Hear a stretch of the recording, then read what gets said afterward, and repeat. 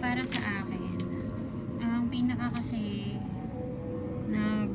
ano sa akin dito is message kasi to sa kings.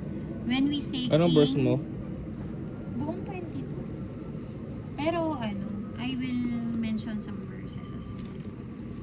Yung message kasi yung mensahe kasi dito sa chapter na to is para sa kings ng Judah. 'Di ba? Sabi nga doon sa binasa ko kanina, kinokondemn ng Jeremiah 22 yung mga king of Judah. Sa tingin nyo, bakit importante ang mga king? Kasi sila ang naglilid sa mga tao eh.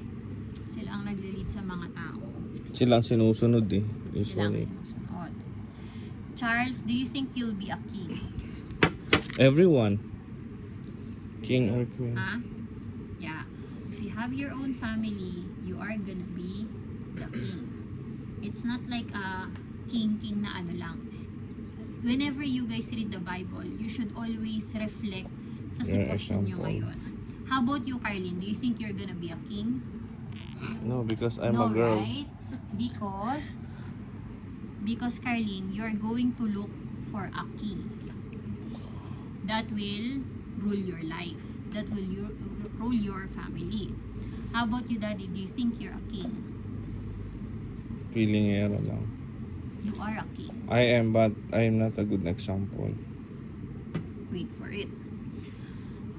Sabi dito, sabi nyo, king is very important because it leads his people. They rule. It rules their family. It rules their kingdom. It rules their palace. Right? Sinabi dito, this is what the Lord said. Sabi niya, be fair-minded, do what is right. The Lord never siyang nagkulang para paalalahanan ang mga kings ng Judah. Paulit-ulit yan. I'm not sure kung sa Isaiah pa lang, I believe, kinokorek na sila. So, hindi ko lang maalala kasi yung mga nabasa ko na dito. But sa Jeremiah, ilang beses kinorek ni Jeremiah yung mga king ng Judah. Ngayon, sinabi dito, quit your evil deeds. Do not mistreat foreigners or orphans and widows. Stop murdering the innocent. If you obey me, there will always be descendant of David sitting on the throne here in Jerusalem. Sabi, talon tayo sa 5, but if you refuse to pay attention to this warning, I swear by my own name, says the Lord, that this palace will become a pile of rubble. Alam niyo ibig sabihin ng rubble? Pile of rubble. Ang ibig sabihin ng pile of rubble is debris siya ng demolition building. So, ibig sabihin, mabagsak. the Lord is saying here that if you don't obey me, if you continue to do your wicked deeds, it's not just you who's gonna be ruined, but your whole Family. kingdom, your whole family, your whole palace. Ano mangyayari? They will become a pile of rubble. Ganun kasira yung mangyayari. Ganun kalaking destroy or tawag nito, ganun yung kalaking destroy na maibibigay ni Lord sa palace mo. For example, say Charles, if you continue to be like who you are right now, na hindi ko naman sinasabi masama, anak ko, no? I know you guys are all work in progress. Naniniwala ako that the Lord is working in your character, working to make you become a better person.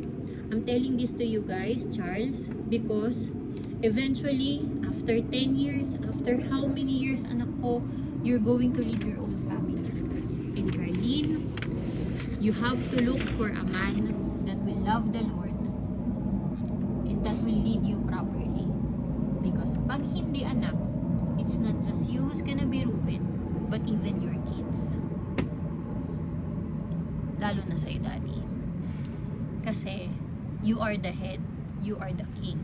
And, blessings overflows from you. Sabi nga dito, if you obey me, the Lord will bless you. Ayaw mo ba yun? There will always be a descendant of David sitting on the throne here in Jerusalem. Just like what Ibig your sabihin mama ng said. palaging may makakakilalang anak mo sa Diyos. You know. Not just your anak, but their descendants. Para sa akin yun yung pasok nun Kasi wala naman tayong mapapamanang kayamanan sa mga anak mo 'Diba? Wala tayong mapapamanang kayamanan sa kanila. Only the relationship with the Lord. 'Diba? Yung totoong relasyon with the Lord. Daddy, no, please. Mhm. Okay? Tapos sinabi rin dito, saan na ba ako? Gusto ko rin yung verse ni Charles. Sabi niya rito na, but a beautiful cedar palace does not make a great king. Your father Josiah also had plenty to eat and drink, but he was just and right in all his dealings. That is why God blessed him. He gave justice and help to the poor. Wait lang, putulin muna natin. Unahin natin yung 15. But a beautiful cedar palace does not make a great king. Minsan kasi, ito real talk, sa mga magulang, or even siguro lalo na sa mga tatay, ang pinakagusto ng mga tatay, magtrabaho sila na magtrabaho para ma-provide nila lahat ng mga pangangailangan ng kanilang pamilya, ng kanilang anak. Okay? And hindi masama yun. Okay? Pero, sinasabi rin ng Panginoon na meron ka nga magandang bahay. Diba? Meron kang magandang bahay, may maayos kang sasakyan, may maayos kang trabaho. Pero, if you are not right in front of the Lord, diba? Everything will be ruined. Sabi dito, hindi ka sumunod sa akin, I can ruin your palace.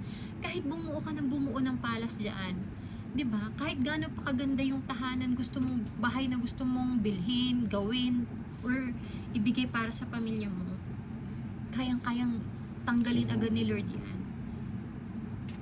Kasi, hanggat hindi ka sumusunod kay Lord, hindi tayo nagpapasakop kay Lord, walang kwenta yung kung anong meron tayo ngayon. Because the Lord can always take that away from us. Sinasabi rin dito na sabi dito, si Josiah daw, binigay na example si Josiah kasi blessed siya kasi ginagawa niya, sabi niyo, he was just and right in all his dealings. That is why God bless him. See? Blessing from the Lord comes from obedience. Ako anak, naniniwala ako doon. Hindi blessing muna. Obedience muna. Because the Lord wants to know if you are going to obey first. Obey, after obedience comes your reward. Diba? After your obedience, He will give you reward. But you have to obey first. That's very important. You have to obey first because when you obey, that's the only time that you are saying to the Lord that, Lord, I trust you. That, Lord, I trust you this much. That's why kahit hindi ko naiintindihan bakit mo to pinapagawa sa akin, I will do it. Naiintindihan ninyo? Sinasabi rin dito, He gave justice and help to the poor and needy. And everything went well for him. Hindi siya naubusan, no? Tumutulong siya ng tumutulong pero hindi siya nauubusan. Isn't that what it meant to know me, says the Lord? See? Yun yung sinasabi niya. Hindi ba yun yung nangyayari kapag totoong kilala mo ako? Kapag totoong kilala mo ang Diyos, hindi mahirap gumawa ng mabuti. Hindi mahirap sumunod.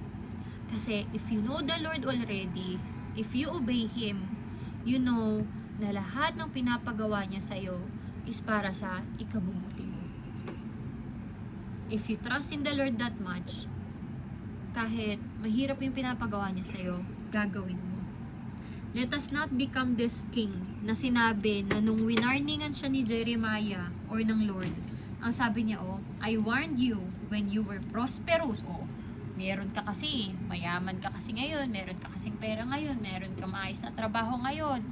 I warned you when you were prosperous, but you replied, don't bother me. See? Guys, we may not have everything right now, but I can see we are not a perfect family, but I can see, kids, that the Lord is little by little transforming your character. Hindi kayo perfecto mga anak, nagsasagutan kayo, madalas tamad kayo, madalas kailangan pa kayong utusan sa maraming bagay, madalas kailangan pang i-remind sa inyo pagde-devotion nyo. But I believe, anak, that the Lord is in progress sa pag-work on sa character ninyo. Charles, what did you get from what I said?